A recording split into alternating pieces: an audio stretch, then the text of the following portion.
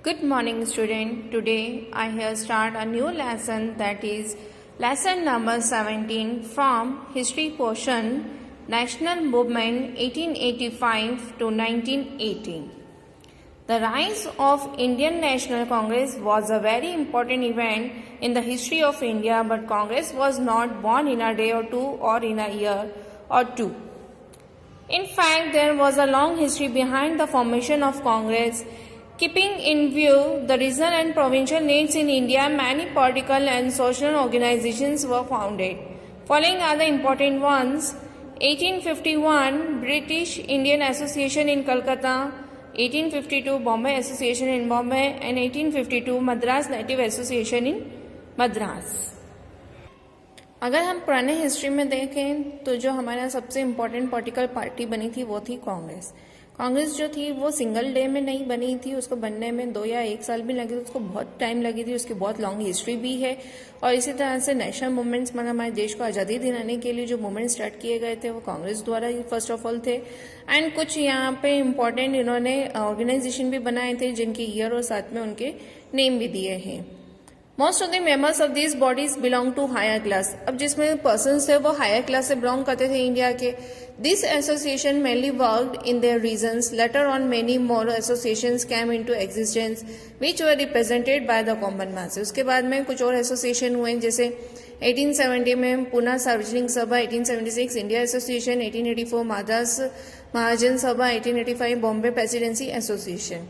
The need to represent the views of people through an all-India organization was being felt for years. Surendranath Banerjee took effective steps towards it by establishing Indian Association in Calcutta. Surendranath Banerjee, जो कि qualified Indian civil services थे, he was the first Indian leader who organized the people from different parts of India in December 1883 in All India National Seminar. He again invited a national conference in 1885 in Calcutta. Few other leaders to call for an all-India conference in December 1885. Indian National Congress की अगर हम बात करें तो 72 delegates from all the presidencies and provinces of India met at Bombay from 28 to 30 December in 1885. This conference was presided by Vyomesh Chandra Banerjee. पहली जो इनकी presidency और जो प्रोविंसेस थी जो फर्स्टली वहाँ पे मैट हुई थी बॉम्बे में हुई थी और 1885 28 से 30 दिसंबर के बीच में 10 Indian national Congress was born. इस तरह से इंडियन नेशनल कांग्रेस जो थी स्टार्ट हुई। रिटायर्ड ऑफिसर्स थे एओयू में played an important role in the formation of the Congress. He established contacts with some of the most important Indian leaders. important leaders से उन्होंने मिलना स्टार्ट किया। Then all over the country and receive their cooperation in forming the Congress. They participated in the first session held at the Gokuldas Tejpal Sanskrit college. इन्होंने जो पहले start किया वो कहाँ था? गोकुलदास तेजपाल संस्कृत कॉलेज बॉम्बे में under the leadership of WC Banerjee. The first session of Congress किसकी leadership थी? WC बनर्जी की। जो फर्स्ट सेशन कांग्रेस का था वो क्या था? Regional representatives from India. The issues that were discussed in the first जो उसमें इशू डिस्कस किए गए इस सेशन में was not related to religion। किसी रिलीजन कास्ट या लैंग्वेज से या रीजन से रिलेटेड नहीं थे, वो इंडियंस के हक के लिए उन्होंने बातचीत स्टार्ट की। Then moderate Congress and its working 1885 to 1905। Moderate Congress मतलब जो बीच के समय में कांग्रेस चली है किस तरह से, उसके बारे में बताया है। तो Congress adopted moderate policies in its early years of its foundation. According to its founder, President WC Banerjee, the aim of the Congress was to befriend the active workers with each other for the cause of nation's progress and to unite the people of India for the joint political goals. The initial demands of the Congress were, अब कुछ demands थी वो कांग्रेस की कैसी थी, जैसे the representation of Indians in the provincial and central legislative councils, to arrange civil services exams in India and to raise the maximum age limit for it. Representations भी हो इंडियन का लेजिस्लेटिव काउंसिल में, civil service exams में उनकी age limit बढ़ाई जाए, लोगों में एजुकेशन स्प्रेड हो, इंडस्ट्रियल डेवलपमेंट हो, relief to farmers from the loans से फार्मर को रिलीफ मिले, and amendment in arms act. Congress leader जैसे दादा भाई नौरोजी, बदरुद्दीन तैयब जी, फिरोज शाह मेहता, सुरेंद्रनाथ बनर्जी, महादेव गोविंद रानडे, गोपाल कृष्ण गोखले, रहमतुल्लाह सयानी और आनंद चटालू। Next thing, Shankaran Nair, then Ramesh Chandra Dutt were of the belief that whenever British government will release the relevance of their demands, those will be automatically met. Now, partition of Bengal 1905 की बात करें तो when Lord Curzon came to India as a viceroy in 1899, his most atrocious decision was the division of Bengal. At that time, Bengal comprised of Bihar and Orissa also. The nationalist activities were on the rise and revolutionists were raising the banners of revolt during Curzon's tenure. Bengal and other parts of the country, Curzon followed the policy of divide and rule in order to curtail those activities. उस समय जो मतलब Lord Curzon जो viceroy थे India के, तो उन्होंने एक इम्पॉर्टेंट डिसीजन लो जो बहुत ही हमारे फेवर में नहीं था कि बंगाल को बिहार से डिवाइड कर दिया जाए. The eastern part of Bengal was dominated by large number of Muslims. जो ईस्टर्न पार्ट था वो किससे हो गया, मुस्लिम से हो गया, और जो वेस्टर्न पार्ट था उसमें हिंदूज की मेजोरिटी हो गई. He wanted to break the Hindu-Muslim unity to weaken the national movement. जो नेशनल मूवमेंट था उसको कमजोर करने के लिए उन्होंने हिंदू मुस्लिम यूनिटी को कमजोर करना चाहा. Therefore, he divided Bengal into two in 1905, and the eastern part had majority of Muslims and the western part consisted of Hindus. This division was opposed throughout the country. और जो ये division हुआ इसका पूरी कंट्री ने oppose किया. Now the rise of extremism in Congress. The criticism of government became sharp in the session of Congress, and strong demands were being put up gradually. In the second session of Congress, जो कांग्रेस का second session में meeting हुई उसमें speaker ने कहा, every nation has the right to shape its destiny but are we being ruled by ourselves. हर nation की मतलब एक राइट होता है कि वो अपना फ्यूचर कैसे बनाए. क्या हमारे नेशन के पास भी राइट है? Now are we not living in an unnatural condition. When such ideas grew in the Congress, British government began to oppose the organisation. जब इस तरह के आइडियाज कांग्रेस द्वारा देने लगे मीटिंग्स में तो ब्रिटिश गवर्नमेंट ने इस ऑर्गेनाइजेशन का अपोज करना स्टार्ट किया. New trend of extremism developed in Congress in the early years of the 20th century. This new trend shunned the tradition of putting up a request before the government. अब इस new trend में क्या है कि अब government के सामने वो रिक्वेस्ट नहीं रखते थे, उनको फॉलो करने के लिए वो उस पर प्रेशर डालते थे. पाल गंगाधर तिलक, लाला लाजपत राय, बिपिन चंद्र पाल जो थे प्रोपोगेटर्स थे न्यू आइडियोलॉजी के. The trio sang the tune of past glory of country. हमारे पुरानी कंट्री की जो भी ग्लोरी थी और प्रेस्टीज हिस्ट्री थी उसके बारे में ये हमेशा गाना गाते थे. To instil the sense of confidence and national pride among the people. They said that major demands for changes in administration were not enough. अब उनका ये कहना था कि सिर्फ डिमांड रखने से एडमिनिस्ट्रेशन का कुछ भी नहीं होना है और ना ही कोई चेंजेस आने हैं. The objective of Indian people should to achieve Swaraj. अब हमारा मेन ऑब्जेक्टिव क्या होना चाहिए कि हमें पूरी तरह से क्या मिले चाहिए, Swaraj means freedom. Tilak coin famous slogan, इसलिए उसमें फेमस स्लोगन दिया गया उनके द्वारा, Swaraj is my birth right. Freedom जो है हमारे जन्म से ही हमें मिले हैं and I am must have it, और मुझे ये लेके ही रहनी है. This could be achieve only by working among the masses and by participation of masses in political affairs. और कैसे होगा, मासेज मतलब लॉन्ग मार्च निकाल के या उसमें पार्टिसिपेशन देखें. Tilak's newspaper Kesari became the mouthpiece of the new group nationalists. These nationalists utilized the popular festivals like Ganpati and Shivaji to spread political awakening among the people. They also developed new methods of political agitation like hartals and the boycott of foreign goods. The Congress during the first 20 years of existence has helped to unite the people for common national aims. 20 साल तक तो वो लोगों को unite ही करते रहे कि वो कॉमन नेशनल एम्स पे वर्क करें. Later on this unity was further standard and the AIIMS became more clear. उसके बाद में यूनिटी इंक्रीज होते गई और एम्स जो थे क्लियर होते गए. From a movement in which only small sections of the society were active in the beginning, it became a movement in which millions of Indians participated with the aim of attaining freedom. अब इसके बाद में formation of Muslim League 1906 start हुई. The British made special efforts to subdue the growth of the feelings of national unity among the people. The British harped on the point that Hindus and Muslim had a separate interest. Hindu और मुस्लिम के क्या है, separate interest है, ये Britishers ने उनके अंदर डालना स्टार्ट किया. And it was also announced that if the educated Muslims would be loyal to the British rule, और उन्होंने ये भी अनाउंस किया कि एजुकेटेड मुस्लिम्स अगर वो लॉयल होंगे ब्रिटिश रूल के तो they will be rewarded with the government jobs and other facilities. The extremist leader had organized religious festivals to rouse the feelings of nationalism. The British encashed these opportunities and said that the Hindus were organizing the national movements for themselves. The Congress was divided into two groups. Congress जो थी अब दो groups में divide हो गई, extremists and moderates में. In the early years of the 20th century, in this way, trend of extremism came into being. The government which promoted communal politics had prior roots in the India before the formation of Muslim League. In 1906, a Muslim delegation under the leadership of Muslim league जो थी वो किसके leadership में, आगा खान के, वो किससे मिली, viceroy Minto eight Shimla में. The religious leader आगा खान जो थे वॉज द एफ्लुएंट मैन थे. अनदर लीडर जो इम्पोर्टेंट थे वो थे नवाब सलीमुल्लाह जो ढाका से बिलोंग करते थे.